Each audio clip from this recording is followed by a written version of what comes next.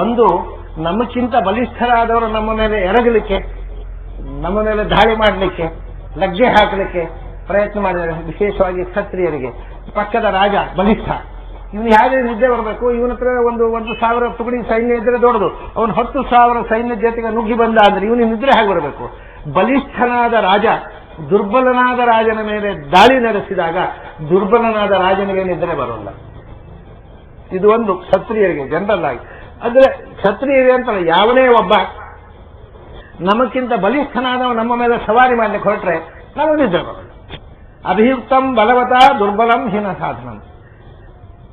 ಎರಡನೇದ್ದು ಹೃತಸ್ತ್ರಂ. ಎಲ್ಲ ಸರ್ವಸ್ವ ಕಳ್ಕೊಂಡು, ಲಾಟ್ರಿ ಟಿಕೆಟ್ ತಗೊಂಡು ಇನ್ನೊಂದು ಮತ್ತೊಂದು ಮಾಡಿ ಸರ್ವಸ್ವ ಕಳ್ಕೊಂಡು ಎಲ್ಲ ಪಾಪರಾದವನಿಗೆ ನಿದ್ರೆ ಬರೋಲ್ಲ. ಅಯ್ಯೋ ಇದ್ದದೆಲ್ಲ ಹೋಯ್ತಲ್ಲಪ್ಪ, ಇನ್ನೇನು ಮಾಡಲಿ, ನಾಳೆಗೇನು ಗತಿ, ರಾತ್ರಿ ನಿದ್ರೆ ಬರೋಲ್ಲ. ಒಂದು, ಬಲಿಷ್ಠರ ಆಕ್ರಮಣೆಗೆ ಒಳಗಾದವನಿಗೆ ನಿದ್ರೆ ಬರೋಲ್ಲ. ಇನ್ನು ಸರ್ವಸ್ವ ಕಳ್ಕೊಂಡು ಬೀದಿ ಪಾಲಾದವನಿಗೆ ನಿದ್ರೆ ಬರೋಲ್ಲ. ಕಾಮಿನಂ, ತುಂಬಾ ಕಾಮದ ಕಾವಿಗೆ ಮರಳಾದವನಿಗೆ ಅವನು ರಾತ್ರಿ ಜಾಗರ. ಸೆಕ್ಸಿನ ಹುಚ್ಚು ಹಿಡಿದವನಿಗೆ ರಾತ್ರಿ ನಿದ್ರೆ ಬರೋಲ್ಲ. ಮತ್ತೆ ಇನ್ನೊಬ್ಬ ಇದ್ದಾನೆ, ಯಾರು ಕಳ್ಳ, ಅವನಿಗೆ ರಾತ್ರಿ ಜಾಗರ. ಯಾರ ಮನೆಗೆ ಯಾರು ನಿದ್ದೆ ಬಂದ ಮೇಲೇನೆ ಅವನು ದಂಧೆ ಪ್ರಾರಂಭ. ಕಳ್ಳ, ಈ 4 ಮಂದಿಗೆ ನಿದ್ರೆ ಬರೋಲ್ಲ. ನೀನು ಇದನ್ನು ಯಾವ ಪೈಕಿ ಇದು ಕೇಳ್ತಾನೆ ವಿದುರ. ಅವನ ಅನಾಲಿಸಿಸ್ ನೋಡಿ, ಆ ಪ್ರಶ್ನೆ ಕೇಳುವಾಗ ಎಷ್ಟು ಅಥೆಂಟಿಕ್ ಆಗಿ. 4 ಥರದ ಜನರಿಗೆ ನಿದ್ರೆ ಬರೋಲ್ಲ. ಒಂದು, ದೊಡ್ಡವರಿಂದ ಆಕ್ರಮಣೆಗೊಳಗಾದಾಗ. ಇನ್ನೊಂದು, ಸರ್ವಸ್ವ ಕಳ್ಕೊಂಡು ಬೀದಿ ಪಾಲಾದಾಗ. ಮತ್ತೊಂದು, ಬರೇ ಮನುಷ್ಯ ಸೆಕ್ಸುವಲ್ ಇಂಟೆಲಿಜೆನ್ಸ್, ಕಾಮದ ಹುಚ್ಚು ಹಿಡಿದಾಗ ಮನುಷ್ಯನಿಗೆ. 4ನೇದ್ದು, ಕದಿಯುವ ಅಭ್ಯಾಸ ಚಟ ಇದ್ದವರು ಕಳ್ಳರಿಗೆ. ಅವರಿಗೆ ದಂಧೆಯೇ ರಾತ್ರಿ. ಅವರು ಹಾಗೆ ರಾತ್ರಿ ನಿದ್ರೆ ಮಾಡೋಂಗಿಲ್ಲ, ಹಗಲೆಲ್ಲ ಗಡದ್ದು ನಿದ್ರೆ ಮಾಡಿದವರು. ಇನ್ನು ಪಾಪ ವಿದುರನ ಕಾಲದಲ್ಲಿ ಇರಲಿಲ್ಲ, ನಮ್ಮ ಕಾಲದಲ್ಲಿ ಅದು ಇಷ್ಟ. ಮತ್ತೆ ನೈಟ್ ಬಸ್ಸಿನ ಡ್ರೈವರ್ಗಳಿಗೂ ಅವ್ರು ನಿದ್ರೆ ಮಾಡೋ ಇಂಥದ್ದೆಲ್ಲ ಇನ್ನೂ ನಿದ್ರೆ ಬಿಡುವಂತ ಸುಮಾರಿದೆ ಈಗ. ಅದು ವಿದುರನ ಕಾಲದಲ್ಲಿ ನೈಟ್ ಬಸ್ಸುಗಳು ಇರಲಿಲ್ಲ, ನೈಟ್ ಬಸ್ಸಿನ ಡ್ರೈವರ್ಗಳು ಇರಲಿಲ್ಲ. ಅದರಿಂದ ಅವರು ನಿದ್ರೆ ಮಾಡಿದ್ರೆ ತೊಂದರೆ ಇರಲಿಲ್ಲ. ಇಂಥ ಈ 4 ಮಂದಿ ನಿದ್ರೆ ಬರೆದವರಿದ್ದಾರೆ. ಆಮೇಲೆ ಇದರಲ್ಲಿ ನೀನು ಯಾವ ಪೈಕಿ ಅಷ್ಟೇ ಅಲ್ಲ, ಮತ್ತೊಂದು ಹೇಳ್ತಾನೆ. ಇನ್ನೊಂದಿದೆ ವಿಷಯ ಏನು ಅಂದ್ರೆ, ಕಚ್ಚಿತ್ ನ ಪರವಿತ್ಯೇಷು ಗೃಧ್ಯನ್ ಕಚ್ಚಿಚ್ಚ ಪರವಿತ್ಯೇಷು ಗೃಧ್ಯನ್ ಏತೈಹಿ ದೋಷೈ ಮಹಾದೋಷೈಹಿ ಕಚ್ಚಿದೇತೈಹಿ ಮಹಾದೋಷೈಹಿ. ಈ 4 ಪ್ರಬಲವಾದ ದೋಷಗಳು, ಅದು ಯಾವುದು ಕಾಡ್ತಾ ಇಲ್ವಲ್ಲ ನಿನ್ನನ್ನು, ಇನ್ನೊಂದಿದೆ ಅಂದ. ಮತ್ತೆ ಕೊನೆಗೆ ಅದು ಅವನದ್ದೇ ನಿಜವಾದ ಪ್ರಾಬ್ಲಮ್. ಏನಂದ್ರೆ, ಕಚ್ಚಿನ್ನ ಪರವಿತ್ಯೇಷು ದುರ್ಜನ್ ಕಚ್ಚಿಚ್ಚ ಪರವಿತ್ಯೇಷು ದುರ್ಜನ್ನ ಪರಿತಪ್ಯತೆ. ಅಲ್ಲ, ಇನ್ನೊಬ್ಬರು ದುಡ್ಡು ಒಳಗೆ ಹಾಕಬೇಕು ಅಂತ ಯೋಚನೆ ಬಂದ್ರೆ ಆವಾಗ ನಿದ್ರೆ ಬರೋದಿಲ್ಲ. ಇವತ್ತು ಕಥೆ ಇದೆ, ಪಾಂಡವರ ದುಡ್ಡು ಒಳಗೆ ಹಾಕಬೇಕು ಅಂದ್ರೆ ಮಕ್ಕಳದ್ದು ಯೋಚನೆ, ಅದಕ್ಕೆ ಇವನು ಸಹಾಯ, ನೆರವು. ಕಚ್ಚಿಚ್ಚ ಪರವಿತ್ಯೇಷು ದುರ್ಜನ್, ಇನ್ನೊಬ್ಬರ ಕೈ ಅವರ ಹತ್ರ ಬಂತಲ್ಲಪ್ಪ, ಅದು ನನಗೆ ಸಿಗ್ಬೇಕಾಗಿತ್ತು, ಅವರು ಸಿಕ್ಕಿದ್ದಾರೆ, ಅದನ್ನು ಹೇಗೆ ನಾನು ಒಳಗೆ ಹಾಕುವುದು ಅಂತ ಯೋಚನೆ ಬಂದ್ರೆ ರಾತ್ರಿ ಇಡೀ ನಿದ್ರೆ ಬರೋದಿಲ್ಲ. ಇನ್ನೊಬ್ಬರ ದುಡ್ಡು ಒಳಗೆ ಹಾಕುವ ಯೋಚನೆ ತಲೆ ಒಳಗೆ ಬಂದು ಕೂತು ಬಿಟ್ರೆ ನಿದ್ರೆ ಬರೋಲ್ಲಪ್ಪ. ನಿನಗೆ ಇಂಥದ್ದೇನಾದ್ರೂ ಸಮಸ್ಯೆ ಉಂಟು ಅಂತ ಕೇಳ್ತಾರೆ ವಿದುರ. ಬಹಳ ಅವ್ರ ಮಾತು ಅಂದ್ರೆ ಮಾತು, ಅದು ಅನುಭವದ ಮುತ್ತುಗಳು. ಇಂಥ ಸಮಸ್ಯೆ ಏನಾದರೂ ಇದೆಯೇನಪ್ಪ ಅಂತ ಕಡೆಗೆ ಹೇಳ್ತಾನೆ.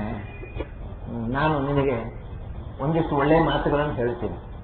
ಆ ಎಲ್ಲಾ ಮಾತುಗಳ ಉದ್ದೇಶ ಏನು ಅಂದ್ರೆ, ನೀನು ಮಗನ ಬೆಂಬಲಕ್ಕೆ ನಿಲ್ಲದೆ ನ್ಯಾಯದ ಪಕ್ಷಪಾತ ಯಾವುದು ಸರಿಯೋ ಅದನ್ನು ಸಮರ್ಥನೆ ಮಾಡು, ಮಗನ ಬೆಂಬಲಕ್ಕೆ ನಿಲ್ಲಬೇಡ ಅಂತ ಹೇಳುವ ಉದ್ದೇಶದಿಂದ ಇಡೀ ಸುಮಾರು ಬೆಳಗಿನ ತನಕ, ಇದನ್ನು 12 ಗಂಟೆಯಿಂದ ಬೆಳಗಿನ ತನಕ 4 ಗಂಟೆ, ಸುಮಾರು ಒಂದು 3-4 ಗಂಟೆಗಳ ಕಾಲ ಅಣ್ಣನಿಗೆ ಇಡೀ ಲೋಕನೀತಿಯನ್ನು ಹೇಳ್ತಾ ಹೋಗ್ತಾನೆ. ಲೋಕನೀತಿಯನ್ನು ಕೂಡ ನ್ಯೂಮರಾಲಜಿ, ಸಂಖ್ಯೆಯ ಮೇಲೆ ಬಹಳ ಬ್ಯೂಟಿಫುಲ್ ಆಗಿರುತ್ತೆ. ಇಡೀ ಮಹಾಭಾರತದಲ್ಲೇ ಅತ್ಯಂತ ಸುಂದರವಾದಂತಹ ಭಾಗ ವಿದುರ ನೀತಿ. ಆ ಸಂಖ್ಯೆಗಳ ಮೇಲೆ ಹೇಳ್ತಾ ಹೋಗ್ತಾನೆ. ಅದು ಎಲ್ಲಕ್ಕಿಂತ ಮುಖ್ಯ ನಾವು ತಿಳ್ಕೊಳ್ಬೇಕಾದ ಒಂದು ಅಂಶ ಇದೆ. ವಿದುರ ನೀತಿಯಲ್ಲಿ ಬಹಳ ಮುಖ್ಯ ಏನು ಅಂದ್ರೆ, ಇಡೀ ಮಹಾಭಾರತದಲ್ಲಿ ಮತ್ತೆ ರಾಜ್ಯವನ್ನ ಕಟ್ಟಿ ಆಡಳಿತ ನಡೆಸಿದಂತಹ ಪಾಂಡವರು ಮತ್ತು ದುರ್ಯೋಧನ, ಇವರಿಬ್ಬರದ್ದು 2 ನೀತಿ. ಪಾಂಡವರು ರಾಜ್ಯದ ಆಡಳಿತದಲ್ಲಿ ಅನುಸರಿಸಿದ ನೀತಿ ಯಾವುದು ಅಂತಂದ್ರೆ ವಿದುರ ನೀತಿ. ವಿದುರನು ಹಾಕಿಕೊಟ್ಟ ದಾರಿಯಲ್ಲಿ ಅವರು ರಾಜ್ಯಭಾರ ಮಾಡಿದರು. ದುರ್ಯೋಧನ ರಾಜ್ಯಭಾರ ಮಾಡಬೇಕು ಅಂತ ಮೊದಲು ಯೋಚನೆ ಮಾಡಿದ್ನಲ್ಲ, ಅವನು ಇಟ್ಟುಕೊಂಡ ನೀತಿ ಯಾವುದು? ರಾಜನೀತಿ. ಆ ಪೊಲಿಟಿಕಲ್ ಎಥಿಕ್ಸ್, ಪೊಲಿಟಿಕಿಂಗ್ ಅಲ್ಲ, ಪೊಲಿಟಿಕಲ್ ಎಥಿಕ್ಸ್. ಅವನು ಇಟ್ಟುಕೊಂಡ ರಾಜನೀತಿ ಯಾವುದು? ಅದು ಕಣಿಂಕ ನೀತಿ. ಇದು ಎರಡು ಒಂದಕ್ಕೊಂದು ಎಂದೂ ಮೀಟ್ ಆಗುವುದಿಲ್ಲ. ಕಣಿಂಕ ಅನ್ನತಕ್ಕಂಥ ಒಬ್ಬ ಮಹಾ ಕೆಟ್ಟ ರಾಜಕಾರಣಿ ಇದ್ದ ಪಾಂಡವರ ಕಾಲದಲ್ಲಿ. ಅವನು ಎಲ್ಲಿಂದ ಬಂದವ? ಭಾರತದವನಲ್ಲ, ಮತ್ತೆ ಶಕುನಿ ಅಫ್ಘಾನಿಸ್ತಾನದಿಂದ ಕರ್ಕೊಂಡು ಬಂದಿದ್ದ ಅವನನ್ನು ಸ್ಪೆಷಲ್ ಟ್ರೈನಿಂಗ್ ಮಾಡಲಿಕ್ಕೆ. ಇವರಿಗೆ ದುರ್ಯೋಧನಾದಿಗಳಿಗೆ ಈ ರಾಜಕೀಯದಲ್ಲಿ ಮೋಸ ಮಾಡುವುದು ಹೇಗೆ ಎನ್ನುವ ಕುತಂತ್ರದ ಶಿಕ್ಷಣ ಕೊಡುವುದಕ್ಕೋಸ್ಕರ ಅಫ್ಘಾನಿಸ್ತಾನದಿಂದ ಕರೆಸಿಕೊಂಡಿದ್ದ. ಅವನ ಹೆಸರು ಕಣಿಂಕ ಅಂತ. ಅವನು ದುರ್ಯೋಧನಾದಿಗಳಿಗೆ ಟ್ರೈನಿಂಗ್ ಮಾಡಿದ್ದ, ಪೊಲಿಟಿಕಲ್ ಸೈನ್ಸ್ನಲ್ಲಿ ತರಬೇತಿ ಕೊಟ್ಟಿದ್ದ, ರಾಜಕೀಯ ಹೇಗಿರಬೇಕು ಅಂತ. ಅದಕ್ಕೆ ವಿರುದ್ಧವಾದ ಆಪೋಸಿಟ್ ರಾಜನೀತಿ ಹೇಗಿರಬೇಕು ಅನ್ನೋದನ್ನ ಪಾಂಡವರಿಗೆ ವಿದುರ ಹೇಳಿಕೊಟ್ಟಿದ್ದ. ಇದು ಎರಡು ರಾಜನೀತಿಗಳಲ್ಲಿ ಯಾವುದು ಗೆಲ್ಲಬೇಕು, ಯಾವುದು ಸೋಲ್ಬೇಕು ಅನ್ನೋದು ಇಲ್ಲಿ ಬಹಳ ಮುಖ್ಯವಾದ ಪ್ರಶ್ನೆ. ಅವನು ಕಣಿಂಕನ ರಾಜನೀತಿ ಯಾವುದು, ವಿದುರನ ರಾಜನೀತಿ ಯಾವುದು ಮೊದಲು ನಿಮಗೆ ನಾನು ಆ ಎರಡು ಕಾಂಟ್ರಾಸ್ಟ್ ಅನ್ನು ನೋಡಿದರೆ ನಮಗೆ ಆ ಕಾಲದಲ್ಲೂ ರಾಜಕಾರಣಿಗಳು ಯಾವತ್ತೂ ಒಂದೇ, ರಾಜಕಾರಣಿಗಳು ಬದಲಾಗೋಲ್ಲ. ಆಗಲೂ ಹಾಗೆ ಈಗಲೂ ಹಾಗೆ. ಏನು ಒಳ್ಳೆಯವರು ಯಾರಾದರೂ ಇದ್ರೂ ಕೂಡ ಅವನು ಉಳಿದವರು ಒಳ್ಳೆ ಕೆಲಸ ಮಾಡಿ ಬಿಡೋಲ್ಲ. ಇದಂತೂ ಯಾವಾಗಲೂ. ದುರ್ಯೋಧನನಿಗೆ ಕಣಿಂಕ ಬಂದು ಉಪದೇಶ ಮಾಡಿದ ರಾಜನೀತಿ. ಏನು ರಾಜನೀತಿ ಗೊತ್ತಾ? ದುರ್ಯೋಧನ ಆ ರೀತಿ ಈ ದೇಶ ಕಟ್ಟಬೇಕು ಅಂತ ಬರ್ತಿದ್ದ. ಅಗ್ನ್ಯಾಧಾನೇನ ಯಜ್ಞೇನ ಕಷಾಯೇನ ಜಟಾಜಿನೈಹಿ ಲೋಕಾನ್ ವಿಶ್ವಾಸ ಇತ್ವೈವ ತಥೋ ಲುಂಟೆ ವೃಕೋ ಯಥ. ಇದು ಒಂದು ರಾಜನೀತಿಯಲ್ಲಿ ಕಣಿಂಕ ದುರ್ಯೋಧನಿಗೆ ಹೇಳಿದ್ದು. ಏನು ಅಂದರೆ, ಯಾರಾದರೂ ಅಗ್ನ್ಯಾಧಾನೇನ ಯಜ್ಞೇನ, ನಾವೇನಾದರೂ ಲೋಕ ಕಲ್ಯಾಣಕ್ಕೋಸ್ಕರ ಯಜ್ಞ ಮಾಡ್ತೇವೆ, ಯಾಗ ಕಲ್ಯಾಣ, ಲೋಕ ಕಲ್ಯಾಣ ಯಜ್ಞ ಮಾಡ್ತೇವೆ ಅಂತ ಯಾರಾದರೂ ಹೊರಟ್ರೆ, ಇವನು ಹೇಳ್ತಾನೆ ಕಣಿಂಕ, ಅಂಥವರಿಗೆ ಸರ್ಕಾರದಿಂದ ಸಬ್ಸಿಡಿ ಕೊಟ್ಟುವುದು. ಅವಾಗ ಏನು, ನಮ್ಮ ರಾಜ ಎಷ್ಟು ಒಳ್ಳೆಯವ, ನಾವು ಮಾಡೋ ಧರ್ಮ ಕಾರ್ಯಕ್ಕೆಲ್ಲ ಸಪೋರ್ಟ್ ಮಾಡ್ತಾ ಇದ್ದಾನೆ ಅಂತ. ನೀನು ನಂಬಬೇಡ, ಯಜ್ಞ ಯಾಗಗಳನ್ನು ಮಾಡಿದ್ರೆ ದೇಶಕ್ಕೆ ಒಳ್ಳೇದಾಗತ್ತೆ ಅಂತ. ಆಗ ಮಾಡುವವರಿಗೆ ಒಂದು ಸಬ್ಸಿಡಿ ಕೊಟ್ಬಿಡ. ಅವು ಪೆದ್ದುಗಳು ಹಾಗೆ ನಿನ್ನ ನಂಬಿಕೊಂಡು ಕೊಡ್ತಾರೆ. ಅಂದ್ರೆ ನಿನ್ನ ಸಪೋರ್ಟ್ ಮಾಡು, ನಿನಗೆ ಎಲ್ಲರ ಸಪೋರ್ಟ್ ಬೇಕು, ಯಾರನ್ನು ಎದುರು ಹಾಕೋಬೇಡ. ನಾಳೆ ಓಟ್ ಬೇಕಲ್ವ ಎಲ್ಲರದ್ದು. ಅದಕ್ಕೆ ಹೇಳಿದವನು ಯಾರನ್ನು ಎದುರು ಹಾಕೋ, ನೀನು ಯಾರನ್ನು ದೇವರು, ಗಿಂಡರು, ಧರ್ಮ, ಯಜ್ಞ, ಯಾಗ ಯಾವುದನ್ನು ನಂಬಬೇಡ. ಯಾರು ನಂಬುತ್ತಾರೆ ಅವರಿಗೆ ಸಬ್ಸಿಡಿ ಕೊಟ್ಬಿಡು. ನೀವು ಯಜ್ಞ ಮಾಡ್ತೀರಾ, ಒಳ್ಳೆ ಕೆಲಸ ತಗೊಳ್ಳಿ. ಅಗ್ನ್ಯಾಧಾನೇನ ಯಜ್ಞೇನ ಅಲ್ಲಿಗೆ ಮುಗಿಲಿಲ್ಲ. ಕಷಾಯೇನ ಜಟಾಜಿನೈಹಿ, ಆಮೇಲೆ ಎಲ್ಲ ಈ ಬರ್ತಾರೆ ಸಾಧು ಸಂತರು, ಸ್ವಾಮಿಗಳು ಬರ್ತಾರೆ. ಸ್ವಾಮಿಗಳು ಬಂದು ಕಷಾಯೇನ ಕಾಲುಶಾಟಿ ಉಟ್ಕೊಂಡು ಬರ್ತಾರೆ, ಜಟ ಅಜಿನ ಕೃಷ್ಣಾಜನ ಉಟ್ಕೊಂಡು ಬರ್ತಾರೆ, ಜಡೆ ಉಟ್ಕೊಂಡು ಬರ್ತಾರೆ, ನಾನಾ ಬಗೆಯ ಸಾಧು ಸಂತರು ಬರ್ತಾರೆ. ಯಾವ ಸ್ವಾಮಿಗಳನ್ನು ನಂಬಬೇಡ, ಆದರೆ ಅವರನ್ನು ಎದುರು ಹಾಕೋಬೇಡ. ಯಾಕಂದ್ರೆ ಆ ಮಠದ ಶಿಷ್ಯರೆಲ್ಲ ನಿನಗೆ ಓಟ್ ಹಾಕಬೇಕು. ಆದ್ದರಿಂದ ಏನು ಮಾಡಬೇಕು, ಅವ್ರು ಬಂದ ಕೂಡಲೇ ಅಡ್ಡ ಬರಲಿಕ್ಕೆ ಅರಮನೆ ಕರ್ಕೊಂಡು ಪಾದ ಪೂಜೆ ಮಾಡಿ ಕಳಿಸಿಬಿಡು, ನಂಬಬೇಡ. ಇದು ಮಹಾಭಾರತದಲ್ಲಿ ಇರೋದು ಎಷ್ಟು ಅದ್ಭುತವಾಗಿದೆ ನೋಡಿ. ಕೆಟ್ಟ ರಾಜಕೀಯ ಅಂದ್ರೆ ಏನು ಅನ್ನೋದನ್ನ 5,000 ವರ್ಷದ ಮೊದಲು ವ್ಯಾಸರು ಬರೆದಿರ್ತದೆ. ಇದು ನಾನು ಅರ್ವಾಚನ ವ್ಯಾಸರು ಬರೆದ ಮಹಾಭಾರತದ ಶ್ಲೋಕ. ಅಗ್ನ್ಯಾಧಾನೇನ ಯಜ್ಞೇನ ಕಷಾಯೇನ ಜಟಾಜಿನ, ಹೀಗೆ ಅವರು ಬಂದಾಗ ಅವರನ್ನು ಸತ್ಕಾರ ಮಾಡು, ಪಾದಪೂಜೆ ಮಾಡಿ ಕಾಣಿಕೆ ಎತ್ತು ಕಳಿಸಿಬಿಡು. ಒಳ್ಳೆ ಜರಿ ಸಾರು ಮತ್ತು ಹರಿವಾಣ ತುಂಬಾ ನಾಣ್ಯ ಇಟ್ಟು ಗುರುಗಳಿಗೂ ಖುಷಿ, ಶಿಷ್ಯರಿಗೂ ಖುಷಿ. ನಮ್ಮ ರಾಜ ಬಹಳ ಒಳ್ಳೆಯವನ್ರಿ, ಅವನೇ ಇರಬೇಕು ದೇಶಕ್ಕೆ ರಾಜ, ಎಲ್ಲ ನಿನಗೆ ಓಟ್ ಹಾಕ್ತಾರೆ. ಅದು ನೀನು ಮಾತ್ರ ನಂಬಬೇಡ. ಸ್ವಾಮಿಗಳನ್ನು ಪಾದಪೂಜೆ ಮಾಡಿ ಕಳಿಸು, ಯಾವ ಸ್ವಾಮಿಗಳನ್ನು ನಂಬಬೇಡ. ಮತ್ತೆ ಲೋಕಾನು ವಿಶ್ವಾಸ ಇತ್ತು ಇವ, ಜನರಿಗೆ ಹೀಗೆ ನಂಬಿಕೆ ಹುಟ್ಟಿಸಿ ಜನರನ್ನು ಚೀಟ್ ಮಾಡುವಂತ. ಮತ್ತೆ ನಮ್ಮ ರಾಜಕಾರಣ ಮಾಡೋದೇ ಅಲ್ವಾ, ಇನ್ನೇನು ಮಾಡ್ತಾರೆ? ಈಗ ಆಗ್ಲೂ ಮಾಡಿದ್ದದೇ ಈಗಲೂ ಮಾಡಬಹುದು. ಕಣಿಂಕ ಮಾಡಿದ್ದೋದೇ ಇವತ್ತು ಮಾಡೋದೇ. ಲೋಕಾನು ವಿಶ್ವಾಸ ಇತ್ತು ಇವ, ನಮ್ಮ ಜನ ನಾವು ದೇವರನ್ನು ನಂಬೋಲ್ಲ, ನಾವು ಸೆಕ್ಯುಲರು, ನಾವು ಅದನ್ನು ನಂಬೋಲ್ಲ, ನಾವು ಇದನ್ನು ನಂಬೋಲ್ಲ ಅಂತ ಹೋಗಿ ಯಾವ ದೇವಸ್ಥಾನ ಏನೇನು ಹರಕೆ ಹೇಳ್ಕೊಳ್ತಾರೆ ಗೊತ್ತಾ? ಗುಟ್ಟಿನಲ್ಲಿ ಭಯಾನಕ. ಅದು ಸಾಮಾನ್ಯ ಭಕ್ತರು ಅಷ್ಟು ಹರಕೆ ಹೇಳ್ಕೊಳ್ಳಲ್ಲ ದೇವರ. ಏನೇನು ಯಾವ್ಯಾವ ದೇವಸ್ಥಾನ ಗುಟ್ಟಾಗಿ ಏನೇನು ಯಜ್ಞಗಳು ಮಾಡ್ತಾರೆ. ನಾನು ಮೊನ್ನೆ ಆಂಧ್ರ ಪ್ರದೇಶಕ್ಕೆ ಹೋಗಿದ್ದೇನೆ. ಆಂಧ್ರ ಪ್ರದೇಶದಲ್ಲಿ ಯಾವುದೋ ಒಂದು ಮೂಲೆ ಹಳ್ಳಿ ದೇವಸ್ಥಾನಕ್ಕೆ ಹೋದ್ರೆ ಅಲ್ಲಿ ಅವರು ಕರ್ನಾಟಕದ ರಾಜಕಾರಣಿಗಳು ಬಂದು ಹೋಗಿ ಮಾಡಿಸಿ ಹೋಗಿದ್ದಾರೆ. ಇಷ್ಟು ದರಿದ್ರ ನಮ್ಮ ರಾಜಕೀಯ. ಸರಿ, ಹೀಗೆಲ್ಲ ನಡೀತಾ ಇರುತ್ತೆ. ಲೋಕಾನ್ ವಿಶ್ವಾಸ ಇತ್ತು ಇವ. ಅದರಿಂದ ನೀನು ಮಹಾಧಾರ್ಮಿಕ ಧರ್ಮಶ್ರದ್ಧೆಯಿರುವ ಅಂತ ನಂಬಿಕೆ ಬರುವ ಹಾಗೆ ಜನರಿಗೆ ವಿಶ್ವಾಸ ಹುಟ್ಟಿಸು, ನಂಬಬೇಡ. ಹಾಗೆ ಮಾಡಿ ತಥೋ ಲುಂಪೇನ್ ವೃತೋ ಯಥ. ಆಮೇಲೆ ಇವರು ಜನ ನಂಬಿದ್ರಲ್ವಾ, ನಂಬಿದ್ರೆ ನೀನು ಹೇಳಿದಾಗ ಹೇಳ್ತಾರೆ. ಆಮೇಲೆ ಸಮಾಜವನ್ನು ತೋಳ ಕಿತ್ತ ಹಾಗೆ ಸಮಾಜದ ಸಂಪತ್ತನ್ನು ಕಿತ್ಕೋ. ನಂಬಿಕೆ ಹುಟ್ಟಿಸು, ಅವನ್ನ ಎಕ್ಸ್ಪ್ಲಾಯ್ಟ್ ಮಾಡಿ. ಇದು ದುರ್ಯೋಧನ ಕಲಿತ ರಾಜಕೀಯ. ಅದು ಒಂದೇ ಅಲ್ಲ. ಮತ್ತೆ ನಂಬರ್ 2, ವಹೇದಮಿತ್ರಂ ಸ್ಕಂಧೇನ ಯಾವತ್ ಕಾಲಸ್ಯ ಪರ್ಯಯ ತತಃ ಪ್ರತ್ಯಾಗತೆ ಕಾಲೇ ಭಿಂದ್ಯಾದ್ ಘಟನಿವಾಶ್ಮನಿ. ನಿಮ್ಗೆ ಎರಡು ಪಕ್ಷ, ನಮಗೆ ಎದುರು ಪಕ್ಷದವರು, ನಮಗೆ ಆಗದವರು ಒಂದೊಂದು ಸರ್ತಿ ಹೀಗಿರುತ್ತೆ ಅಂತಾನೆ. ನೋಡಿ ಅವನು ಕಣಿಕ ವಹೇದ್ ಅಮಿತ್ರಂ ಸ್ಕಂಧೇನ ಎದುರು ಪಕ್ಷದವ, ಅವನು ವಿರೋಧ ಪಕ್ಷದವ. ಆದರೆ ಅವನು ಈಗ ಬಲಿಷ್ಠನಾಗಿದ್ದಾನೆ. ಈ ಸ್ಟ್ರಾಂಗರ್ ದ್ಯಾನ್ ಯು. ನಿನ್ನ ಪಕ್ಷ ಗಟ್ಟಿಯಾಗಿಲ್ಲ, ಇನ್ನು ಅವನು ಗಟ್ಟಿಯಾಗಿದ್ದಾನೆ. ಆಗ ಏನು ಮಾಡಬೇಕು? ಆಗ ಅಯ್ಯೋ ನೀವು ನಾವು ಒಂದೇ ಅಂತ ಕಾಂಪ್ರಮೈಸ್ ಮಾಡ್ಕೊಳ್ಬೇಕು. ನಾವು ಒಂದೇ, ನೀವು ನಾವು ಸೇರಿ ದೇಶವನ್ನು ಉದ್ಧಾರ ಮಾಡೋಣ ಅಂತ ಒಟ್ಟಿಗೆ ಹೇಳಬೇಕಂತೆ. ಒಳ್ಳೆಯದು ಅಭಿತವನ್ನು ಹೆಗಲನ್ನು ಹೊತ್ಕೊಂಡು ತಿರುಗಾಡ್ಬೇಕಂತೆ. ಈಗೇನು ಹೇಳ್ತಾರೆ ನೋಡಿ, ಎಷ್ಟು ನಮ್ಮ ಇವತ್ತು ನಡೆಯುವ ರಾಜಕೀಯದ ಎಲ್ಲ ದುರಂತಗಳ ಎಳೆ ಬಿಡಿಸಿ ಹೇಳ್ತಾರೆ ಮಹಾಭಾರತದಲ್ಲಿ. ಹೆಗಲನ್ನು ಹೊತ್ತುಕೋಬೇಕಂತಾರೆ ವಿರೋಧ ಪಕ್ಷದವರನ್ನ. ನಾವು ಮೊದಲು ಹೌದು, ನಾವು ವಿರೋಧಿಗಳು, ಹಾಣಾಹಾಣಿ ಹೊಡೆದಾಡಿಕೊಂಡವರು, ಆದರೆ ದೇಶಕ್ಕೋಸ್ಕರ ಒಟ್ಟಾಗಿದ್ದೇವೆ, ನೀವು ಬೇಕು, ನೀವು ಇಲ್ಲದೆ ನಮಗೆ ಗತಿ ಇಲ್ಲ ಅಂತ ಹೆಗಲನ್ನು ಹೊತ್ತುಕೋಬೇಕಂತೆ ವಿರೋಧ ಪಕ್ಷದವರನ್ನ. ವಹೇದ್ ಅಮಿತ್ರಂ ಸ್ಕಂಧೇನ. ಎಲ್ಲಿ ತನಕ ಅವನನ್ನು ಹೆಗಲನ್ನು ಹೊತ್ತುಕೊಂಡ ಕೂಡಲೇ ಎದುರು ಪಕ್ಷದ ಮೆತ್ತಗಾಗ್ತಾನೆ. ಅಯ್ಯೋ, ನಾನು ಇಷ್ಟು ವಿರೋಧ ಮಾಡಿದ್ರು ಪಾಪ ಇವನು ಹೆಗಲಲ್ಲಿ ಹೊತ್ಕೋತಾನೆ, ಒಳ್ಳೆ ಮನುಷ್ಯ ಅಂತ ಅವನು ಮೆತ್ತಗಾಗ್ತಾನೆ. ಅವನು ವೀಕ್ ಆಗೋ ತನಕ ಹೆಗಲಲ್ಲಿ ಹೊತ್ತುಕೋ. ತತಃ ಪ್ರತ್ಯಾಗತೆಯ ಕಾಲೇ ಭಿಂದ್ಯಾದ್ ಘಟನಿವಾಶ್ಮನಿ. ಅವನು ಯಾವಾಗ ವೀಕ್ ಆದನೋ ಹೆಗಲಿಂದ ತೆಗೆದು ಕೆಳಕ್ಕೆ ಚಚ್ಚಿ ಬಿಡು. ಹೇಗೆ ಅಂದರೆ ಮಡಕೆಯನ್ನು ಬಂಡೆಯಲ್ಲಿ ಚಚ್ಚಿದಾಗ ಮತ್ತೆ ಅವನ ಎರುಬಿನ ಪುಡಿ ಕೂಡ ಸಿಗಬಾರದು. Destroy him. ಎದುರು ಪಕ್ಷದವರನ್ನ ಮೊದಲು ಹೆಗಲಲ್ಲಿ ಹೊತ್ತುಕೋ. When they become weak, destroy them. ಅಲ್ಲಿ ತನಕ ಓಹೋ, ಈ ದೇಶಕ್ಕೋಸ್ಕರ ನಾವು ಒಟ್ಟಾಗೋಣ, ನೀವು ನಾವು ಒಂದೇ ಅಂತ ಹೆಗಲಿಗೆ ಹೆಗಲು ಕೊಡೋದೇ ಕೊಡೋದು. ಕಡೆ ಒಂದು ದಿವಸ ಅದೇ ಹೆಗಲು ಮುರಿಯುವವರೇ. ಆಮೇಲೆ ಹೀಗೆ ನಿನಗೆ ಆಗದೇ ಇದ್ದವರನ್ನ ಕೊಲೆ ಮಾಡಿಸು. ಮತ್ತೆ ಹೇಳ್ತಾರೆ ಇವನು ಕಣಿಂಕ ಹೇಳ್ತಾನೆ, ಆಮೇಲೆ ಅವನು ಸತ್ತಾಗ ಮೊದಲ ಕಣ್ಣೀರು ನೀನೇ ಸುರಿಸಿಬಿಡು, ಕೊಲಿಸುವುದು ನೀನೆ. ಈ ದೇಶದ ಬಹಳ ದೊಡ್ಡ ಸಂಪತ್ತು, ಅವರ ಸಾವಿನಿಂದ ಈ ದೇಶಕ್ಕೆ ಅಪಾರ ನಷ್ಟ ಆಗಿದೆ ಅಂತ ಒಂದು ಸ್ಟೇಟ್ಮೆಂಟ್ ರಿಲೀಸ್ ಮಾಡಿಬಿಡು, ಒಂದಿಷ್ಟು ಕಣ್ಣೀರು ಸುರಿಸಿಬಿಡು. ಅವಾಗ ಯಾರು ನಿನ್ನ ಸಂಶಯ ಪಡೋಲ್ಲ. ಇದೇನೋ ಪೊಲಿಟಿಕಲ್ ಮರ್ಡರ್ ಗೊತ್ತೇ ಆಗೋದು. ಅಯ್ಯೋ ದೊಡ್ಡ ದುರಂತ, ಅವರು ಈ ದೇಶದ ಸಂಪತ್ತು, ಅವರು ಹೋದದ್ದು ಅಪಾರ ಹಾನಿ, ಇವನೇ ಕೊಲಿಸಿದ್ದು. ಹೀಗೆ ಸ್ಟೇಟ್ಮೆಂಟ್ ಕೊಟ್ಟು ಕಣ್ಣೀರು ಸುರಿಸಿಕೊಂಡು ಅದಕ್ಕೆ ಬೇಕಾದ್ರೆ ಗ್ಲಿಸರಿನ್ ಹಾಕು, ಕಣ್ಣೀರು ಬಾರದೇ ಇದ್ರೆ ಒಂದು ಕಣ್ಣೀರು ಸುರಿಸಿ ಸ್ಟೇಟ್ಮೆಂಟ್ ಕೊಟ್ಟು ಬಿಡೋದು. ಇದು ರಾಜಕೀಯ. ಎಲ್ಲ ನಡೀತಾ ಇದೆ ಇವತ್ತು ಕೂಡ ಬಿಟ್ಟು. ಆಮೇಲೆ ಮರಕ್ಕೆ ಗೊಬ್ಬರ ಹಾಕ್ತೇವೆ ನಾವು. ಮರಕ್ಕೆ ಗೊಬ್ಬರ ಹಾಕಿ ಬೆಳೆಸ್ತೇವೆ, ನೀರು ಹಾಕ್ತೇವೆ. ಯಾಕೆ? ಅದು ಹಣ್ಣು ಕೊಡಬೇಕು. ಹಾಗೆ ಸಮಾಜಕ್ಕೆ ಗೊಬ್ಬರ ಹಾಕ್ತಾ ಇರಬೇಕಂತ.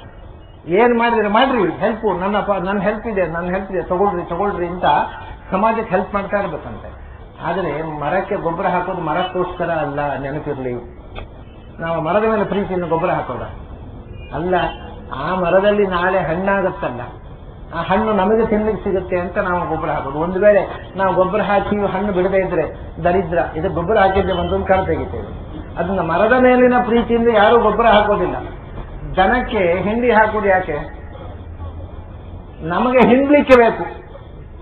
ಅದಕ್ಕೆ ಅದು ಹಾಲು ಕೊಡದೇ ಇದ್ರೆ ಅದಕ್ಕೆ ಯಾರು ಹಿಂಡಿ ಹಾಕ್ತಾರೆ? ಬತ್ತಿದನ ಆಮೇಲೆ ಅದಕ್ಕೆ ಹಿಂಡಿ ಇಲ್ಲ, ನೀರು ಇಲ್ಲ. ಅದು ನಮ್ಮ ಬುದ್ಧಿ. ಅದು ಹೇಳ್ತಾರೆ ಮರಕ್ಕೆ ಗೊಬ್ಬರ ಹಾಕೋದು, ಅಯ್ಯೋ ಪಾಪ ಮರ, ಅದಕ್ಕೂ ಜೀವ ಇದೆ ಅಂತ ಪ್ರೀತಿಯಿಂದ ಅಲ್ಲ, ಮತ್ತೆ ನಾಳೆ ಮರದಲ್ಲಿ ಆಗುವ ಹಣ್ಣು ಕಿತ್ತು ತಿನ್ಲಿಕ್ಕೋಸ್ಕರ. ಹಾಗೆ ಪಕ್ವಂ ಪ್ರಶಾತೆಯೇತು ಆನಮ್ಯ ಫಲಿತಾನ್ ಶಾಖಾಂ ಪಕ್ವಂ ಪ್ರಶಾತೆಯೇತು. ಮೊದಲು ಗೊಬ್ಬರ ಹಾಕುವುದು ಸೊಸೈಟಿಗೆ. ಗೊಬ್ಬರ ಹಾಕಿದ ಕೂಡಲೇ ಸೊಸೈಟಿಯಲ್ಲಿ ಶ್ರೀಮಂತಿಕೆಯ ಹಣ್ಣು ಬಿಡುತ್ತೆ. ಒಂದೊಂದು ಇಂಡಸ್ಟ್ರಿಯವರಿಗೂ ಮೊದಲು ಅವ್ರಿಗೆ ಫೈನಾನ್ಸ್ ಮಾಡು, ಸಬ್ಸಿಡಿ ಕೊಡು. ಅವರು ಶ್ರೀಮಂತರಾದ ಕೂಡಲೇ ಅವರ ಶ್ರೀಮಂತಿಕೆಯನ್ನ ಮರದಿಂದ ಹಣ್ಣು ಕಿತ್ತ ಹಾಗೆ ಕಿತ್ತುಕೊ. ಆಮೇಲೆ ಹೇಳ್ತಾನೆ, ನಾವು ಎಲ್ಲರ ಹತ್ರ ಹೇಗಿರಬೇಕು ಅಂದ್ರೆ ಬಾಯಿಯಲ್ಲಿ ಬೆಣ್ಣೆಯಂತೆ ಮಾತಾಡು, ಆದರೆ ಒಳಗೆ ಎದೆಯಲ್ಲಿ ಕತ್ತರಿ ಮಸೀತಾ ಇದೆ.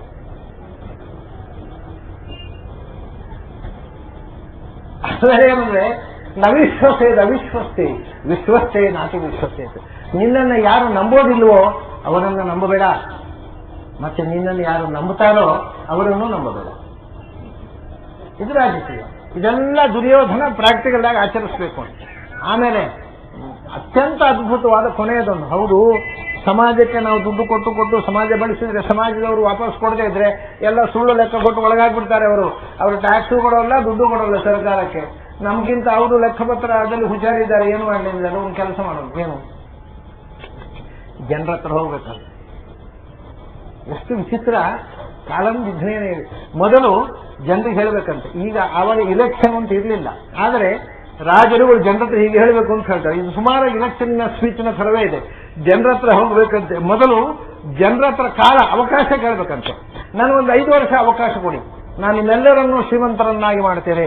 ಇಷ್ಟಾದ ಕೂಡ ಜನರೆಲ್ಲ ಆಹಾ, ಈ ಜನರಿಗೆ ಆನಂದ, ಇನ್ನು 5 ವರ್ಷದಲ್ಲಿ ನಾವೆಲ್ಲ ಶ್ರೀಮಂತರಾಗ್ತೇವೆ ಅಂತ ಎಲ್ಲರೂ ಸಪೋರ್ಟ್ ಮಾಡ್ತಾರೆ. ಎಲ್ಲರೂ ಅವರಿಗೆ ವೋಟ್ ಹಾಕ್ತಾರಾ. ಆಮೇಲೆ 5 ವರ್ಷ ಆದ್ಮೇಲೆ ಯಾರು ಶ್ರೀಮಂತರಾಗಿರೋದಿಲ್ಲ, ಮುಂಚಿನಿಂದ ಹೆಚ್ಚು ಬಡವರಾಗಿರ್ತಾರೆ. ಆವಾಗ ಪುನಃ ಬರಬೇಕಂತ ಜನರ ಮುಂದೆ ಅಡಿಗೆ ಕೂತ್ಕೊಳ್ಬಾರ್ದು. ಇವರೆಲ್ಲ ಟೊಮ್ಯಾಟೊ ಹಿಡ್ಕೊಂಡು ನಿಂತಿರ್ತಾರೆ ಬಂದ್ರೆ ಬಿಸಾಡ್ಲಿಕ್ಕೆ ಅಂತ.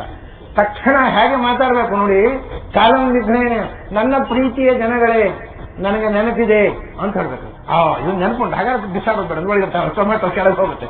ನನಗೆ ನೆನಪಿದೆ, 5 ವರ್ಷದಲ್ಲಿ ನಿಮ್ಮೆಲ್ಲರನ್ನು ಶ್ರೀಮಂತರನ್ನಾಗಿ ಮಾಡ್ತೇನೆ ಅಂತ ಹೇಳಿದ್ದೆ, ನಾನು ಮರೆಯಲಿಲ್ಲ ಅಂತ ಹೇಳ್ಬೋದು. ಅಷ್ಟು ಒಳ್ಳೆ ಕಲ್ಲು ಟೊಮ್ಯಾಟೊ ಎಲ್ಲ ಕೆಳಗೆ ಬೀಳುತ್ತೆ.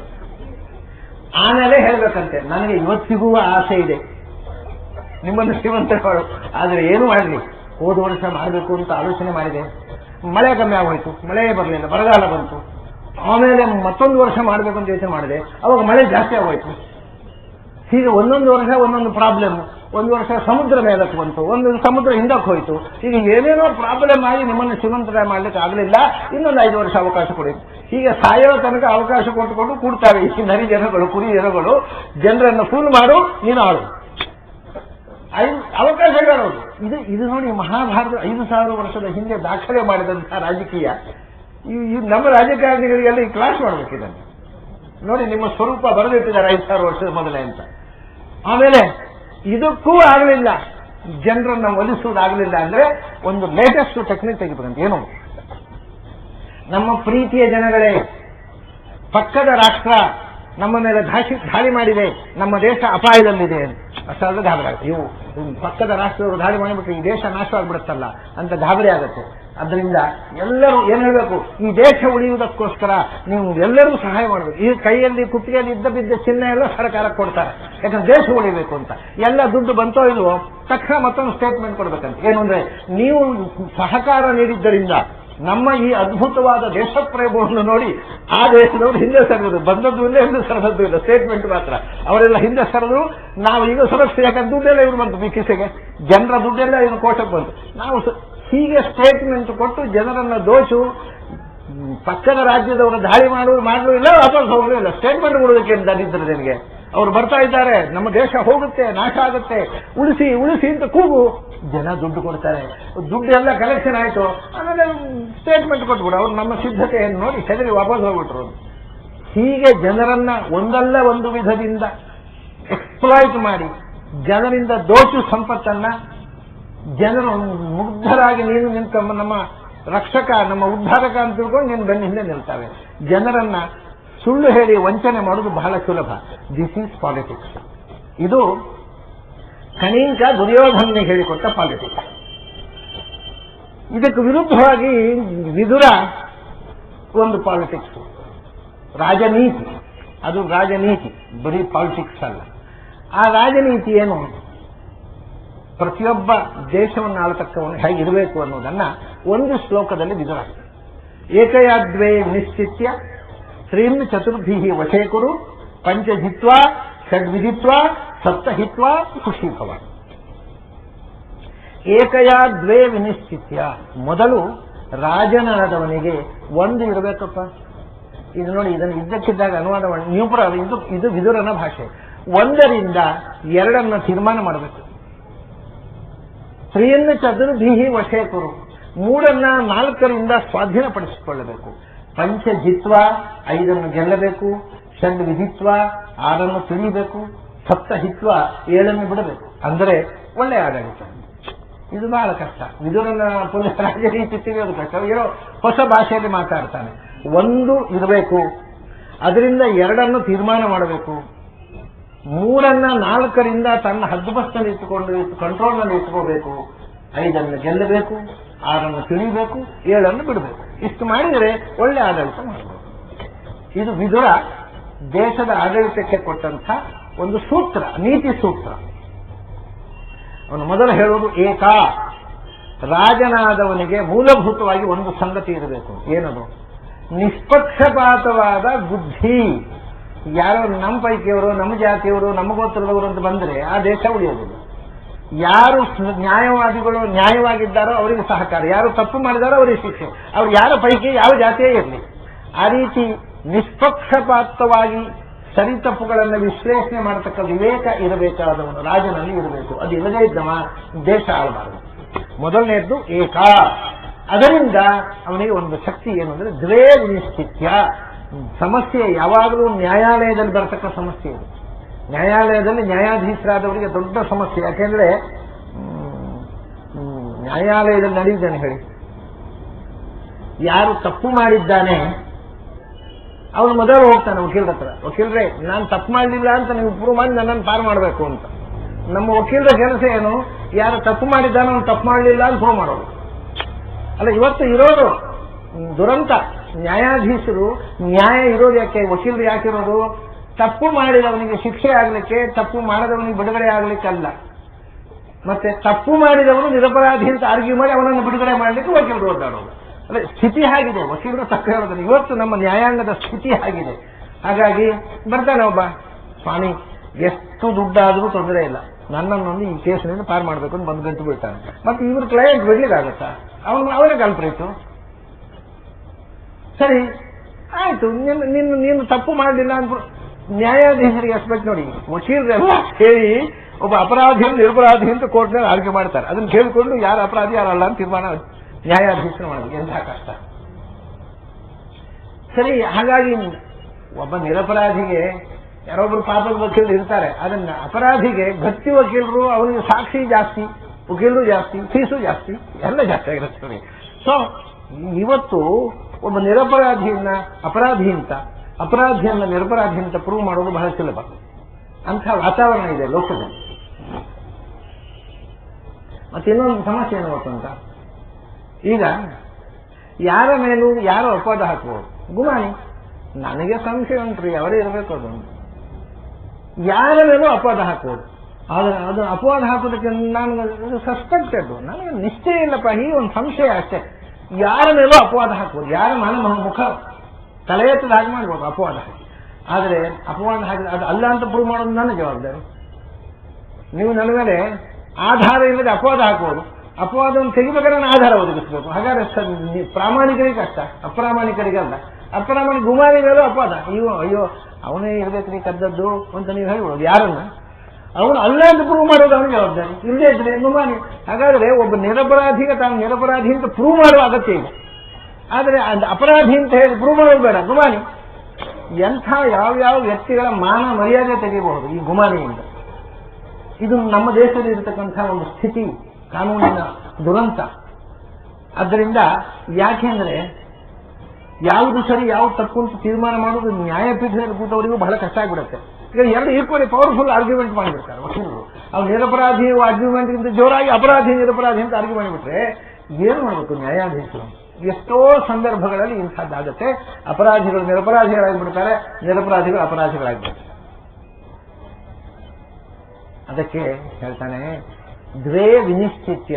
ಯಾರು ಅಪರಾಧಿ, ಯಾರು ನಿರಪರಾಧಿ, ಯಾವುದು ಸರಿ ಯಾವುದು ತಪ್ಪು ಅನ್ನೋದನ್ನು ತೀರ್ಮಾನ ಮಾಡತಕ್ಕಂಥ ಸೂಕ್ಷ್ಮವಾದಂಥ ವಿವೇಕ ಪ್ರಜ್ಞೆ ಇಲ್ಲದೆ ಇದ್ದವ ರಾಜ ಅಂದ್ರೆ ನ್ಯಾಯಪೀಠದಲ್ಲಿ ಕೂತ್ಕೊಂಡು ಆ ಸರಿ ತಪ್ಪುಗಳನ್ನ, ನ್ಯಾಯ ಅನ್ಯಾಯಗಳನ್ನ, ಧರ್ಮ ಅಧರ್ಮಗಳನ್ನ ತೀರ್ಮಾನ ಮಾಡಲಿಕ್ಕೆ ಬೇಕಾದಂಥ ಸೂಕ್ಷ್ಮ ವಿವೇಕ, ಆ ನಿಷ್ಪಕ್ಷಪಾತವಾದಂಥ ದೃಷ್ಟಿ ಅದು ಬೇಕಾಗಿದ್ದರೆ ಅಪರಾಧಿ ಮಗನೇ ಇರಲಿ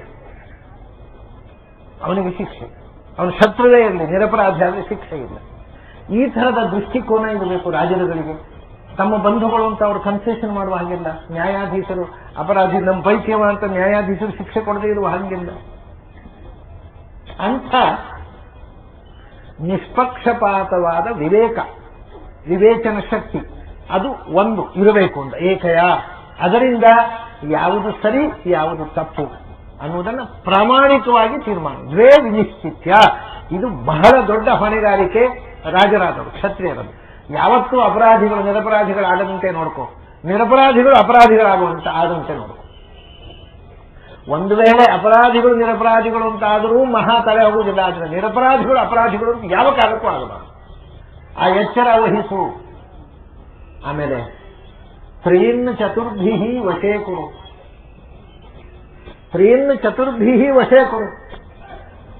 4ರಿಂದ 3 ಸ್ವಾಧೀನಪಡಿಸಿಕೋ.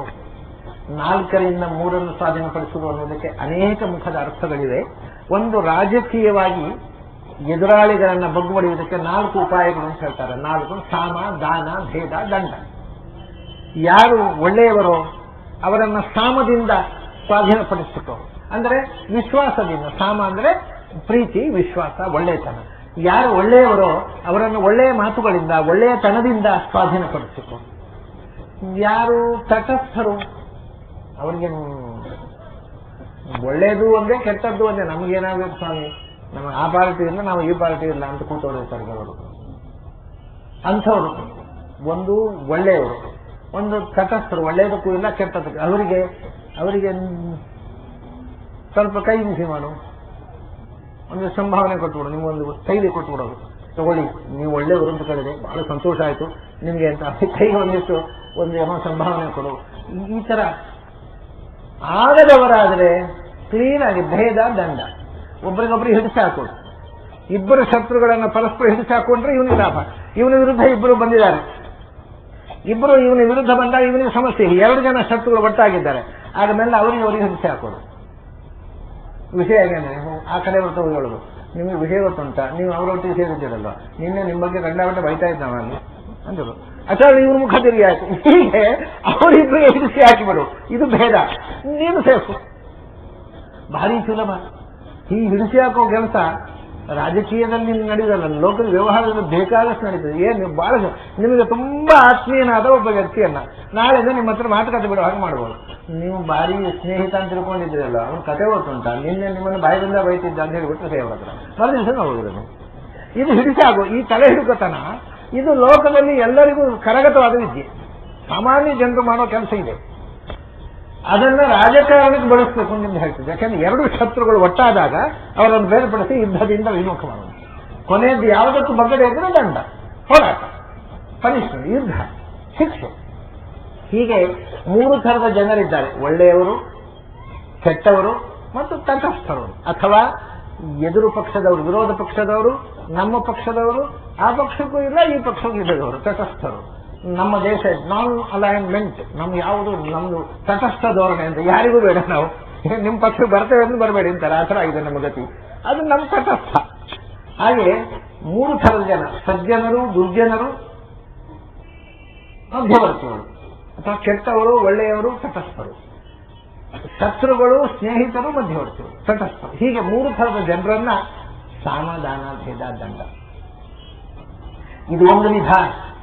ಇನ್ನು ಜ್ಞಾನದಿಂದ ತಗೊಂಡು ಹಿಂದೆ ಹೇಳ್ತಿದ್ರು, ಚತುರ್ಭಿ ತ್ರೀನು ವಶೇಕರು. ಸಾತ್ವಿಕರು, ರಾಜಸರು, ತಾಮಸರು 3 ಥರದ ಜನ ಇರ್ತಾರೆ ಪ್ರಪಂಚದಲ್ಲಿ. ಸಾತ್ವಿಕರಿಗೆ ನೀವು ಏನು ಒಳ್ಳೆಯ ವಿಷಯ ಹೇಳಿದ್ರು ಸಂತೋಷ ಪಡ್ತಾರೆ. ಆದರೆ ರಾಜಸರು, ತಾಮಸರು ಇರ್ತಾರೆ. ತಾಮಸರಿಗೆ ನೀವು ಯಾವ ಒಳ್ಳೆಯ ವಿಷಯ ಹೇಳಿದ್ರು ಅವ್ರಿಗೆ ಹೋಗುವುದೇ ಇಲ್ಲ ತಲೆ ಒಳಗೆ, ಅವರು ಕೇಳೋಲ್ಲ. ಅದೆಲ್ಲ ಮೂಢನಂಬಿಕೆ, ನಾವು ಒಪ್ಪಲ್ಲ ಅಂತಾರೆ. ಅದಕ್ಕೆ ಏನ್ ಮಾಡಬೇಕು ಅಂದ್ರೆ, ಈ 3 ಥರದ ಜನರು ಪ್ರಪಂಚದಲ್ಲಿ ಇದ್ದಾರೆ. ಅವರು 3 ಥರದ ಜನರನ್ನು ನಿಯಂತ್ರಣ ಇಟ್ಟುಕೊಳ್ಳಬೇಕಾಗತ್ತೆ. ಅದಕ್ಕೆ ಬಳಸಬೇಕಾದಂತಹ ವಿದ್ಯೆ ಏನಂದ್ರೆ ಚತುರ್ಭಿ ಅಂತ. ಹಿಂದಿನ ಕಾಲದಲ್ಲಿ, ಇವತ್ತು ಇದು ಅನ್ವಯ ಆಗೋದಿಲ್ಲ, ಯಾಕಂದ್ರೆ ನಾವು ಅದನ್ನು ಬಿಟ್ಟು ಬಹಳ ದೂರ ಹೋಗಿಬಿಟ್ಟಿದ್ದೇವೆ. ಹಿಂದಿನ ಕಾಲದಲ್ಲಿ ಮನುಷ್ಯ ತಿಳ್ಕೊಳ್ಳಬೇಕಾದ ಎಲ್ಲ ಜ್ಞಾನಗಳ ಒಂದು ಭಂಡಾರ ಅಂದ್ರೆ ವೇದಗಳು ಅಂತ ಹಿಂದೆ. ಅದರಿಂದ ವೇದಗಳನ್ನ ಓದಿದವ ದೊಡ್ಡ ಜ್ಞಾನಿ. ವೇದಗಳು 4, ಚತುರ್ಭಿ 4 ವೇದಗಳನ್ನ ಯಾರು ತಿಳ್ಕೊಂಡ್ನೋ, ಮಾಸ್ಟರಿ ಮಾಡಿದ್ನೋ, ಅವನಿಗೆ ಪ್ರಪಂಚದಲ್ಲಿ ಯಾವ ಸಮಸ್ಯೆ ಇಲ್ಲ. ರಾಮಾಯಣದಲ್ಲಿ ಹೇಳ್ತಾರೆ, ಆ ಕಾಲದಲ್ಲಿ ಎಲ್ಲರೂ ಎಲ್ಲ ವೇದಗಳಲ್ಲಿಯೂ ಮಾಸ್ಟರಿ ಮಾಡ್ತಿದ್ರು, ಅದು ಎಲ್ಲರೂ ವಿದ್ವಾಂಸರಿದ್ರು. ಆಮೇಲೆ ರಾಮಚಂದ್ರ ಒಂದು ಕಡೆ ಹೇಳ್ತಾನೆ, ಹನುಮಂತನನ್ನು ನೋಡಿ, ಹನುಮಂತ ಒಳ್ಳೆ ವಿದ್ವಾಂಸ ಇದ್ದಾನಪ್ಪ. ನಾನೃಗ್ವೇದ ವಿನೀತಸ್ಯ ನಾಯಜುರ್ವೇದ ಧಾರಿಣಃ ನಾ ಸಾಮವೇದ ವಿದುಷಃ ಸಖ್ಯಮೇವಂ ಪ್ರಭಾಷಿತು. ಇವನು ಋಗ್ವೇದ, ಯಜುರ್ವೇದ, ಸಾಮವೇದ ಎಲ್ಲ ಕರಗತ ಮಾಡ್ಕೊಂಡ ಹಾಗಿದೆ, ಏನ್ ಚೆನ್ನಾಗಿ ಮಾತಾಡ್ತಾನೆ ಅಂತ. ಹಾಗೆ ಹಿಂದಿನ ಕಾಲದಲ್ಲಿ ದೊಡ್ಡ ವಿದ್ವಾಂಸ ಆಗಬೇಕಾಗಿದ್ರೆ ಅದನ್ನ, ಯಾಕೆಂದ್ರೆ ನೋಡಿ, ನೀವು ವೇದ ಓದಿದ್ರೆ ಅದರಲ್ಲಿ ಅಧ್ಯಾತ್ಮ ಇದೆ, ಲೋಕ ವ್ಯವಹಾರ ನೀತಿ ಇದೆ. ಅಷ್ಟೇ ಅಲ್ಲ, ಅದರಲ್ಲಿ ಎಲ್ಲ ಇದೆ. ಅದರಲ್ಲಿ ಕಲೆ ಇದೆ, ಅದರಲ್ಲಿ ಆಯುರ್ವೇದ ಇದೆ, ಸೈನ್ಸ್ ಇದೆ. ಎಲ್ಲ ಮನುಷ್ಯನ ಜೀವನಕ್ಕೆ ಬೇಕಾದ ಎಲ್ಲ ಮುಖಗಳು ಇರೋದ್ರಿಂದ 4 ವೇದಗಳನ್ನು ಕಲಿತವಂದ್ರೆ ಒಂದು ರೀತಿಯಿಂದ ಎಲ್ಲ ವಿಷಯಗಳಲ್ಲಿ ಅವನು ಎಕ್ಸ್ಪರ್ಟ್. ಸಮಾಜದಲ್ಲಿ ಬೇಕಾಗತಕ್ಕಂಥ ಇನ್ನು ತಿಳಿಯಬೇಕಾದ ಹೊಸ ವಿಷಯ ಇಲ್ಲ. ಅಷ್ಟು ದೊಡ್ಡ ಒಂದು ವ್ಯಾಪಕವಾಗಿ ಬೆಳೆದಿತ್ತು ಒಂದು ಕಾಲದಲ್ಲಿ ಆ ವೇದಿಕ್ ಲಿಟ್ರೇಚರ್. ಈಗಲೂ ಲಿಟ್ರೇಚರ್ ಇದೆ, ಅದರ ಅಧ್ಯಯನ ಹೊರಟೋಯ್ತು. ಆದ್ದರಿಂದ ಅವನು 4 ವೇದಗಳನ್ನು ಓದಿ ಚೆನ್ನಾಗಿ ಲೋಕನೀತಿಯನ್ನು ಅರ್ಥ ಮಾಡಿಕೊ, 3 ಥರದ ಜನರನ್ನು ನಿಯಂತ್ರಣದಲ್ಲಿತ್ತು.